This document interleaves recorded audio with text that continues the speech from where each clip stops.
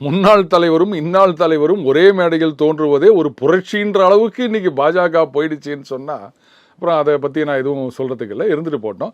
But Annamalai அவர்களை பொறுத்த வரைக்கும் எனக்கு தலைவர் பதவி போயிடுச்சு அப்படின்றதுனால அவர் எந்த விதமான வெறுப்பையும் காமிக்கவில்லை, வருத்தத்தையும் தெரிவிக்கவில்லை.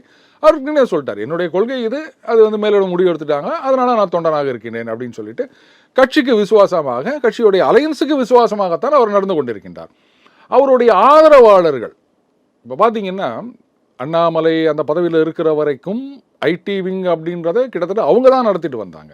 ஐடி விங்னு அவங்க யாரை பொறுப்பில் வச்சுருக்காங்களோ அது தெரியாது. ஆனால் இந்த மாதிரி கட்சியிலேயே சேராத பல பேர் பல ஊர்களில் பல நாடுகளில் இருக்கவங்க தான் பலமாக பாஜக ஐடி விங்கை இது பண்ணிட்டு வந்தாங்க. நேற்று வரைக்கும் அவங்களுடைய ஆதரவு, உழைப்பு இதெல்லாம் அவங்களுக்கு தேவைப்பட்டது.